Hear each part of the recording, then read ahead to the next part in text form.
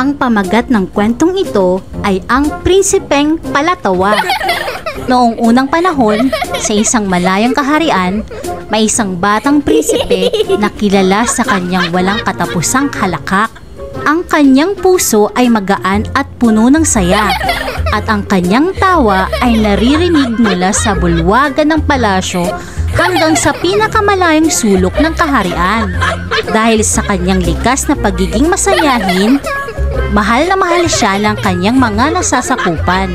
Ngunit, hindi lahat ay natutuwa sa kanyang walang humpay na pagtawa. Ang kanyang matandang tiyuhin, ang hari, ay isang seryoso at istriktong pinuno.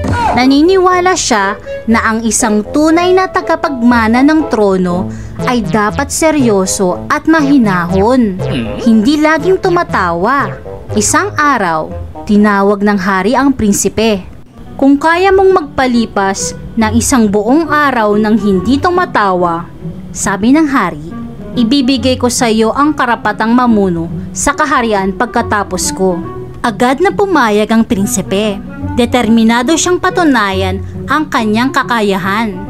Ngunit habang lumilipas ang oras, napapaligiran siya ng mga bagay na nagpapasaya sa kanya. Mga batang naglalaro, mga ibong masiglang umaawit, at ang mga payasong may nakakatawang galaw sa palasyo. Hindi pa man natatapos ang araw, hindi na napigilan ng prinsipe ang kanyang sarili. Napalakas ang kanyang tawa.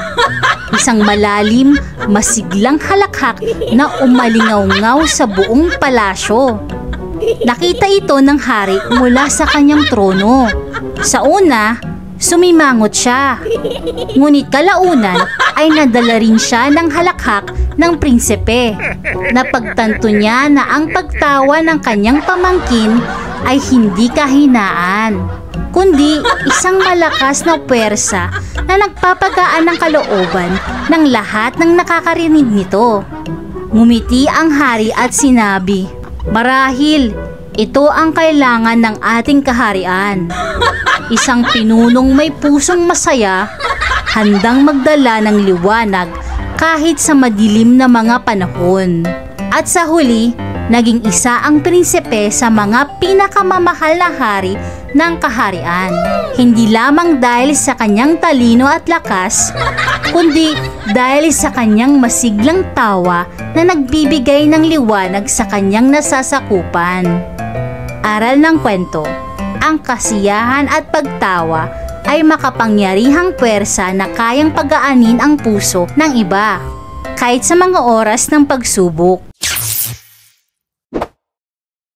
Please like, share, and subscribe.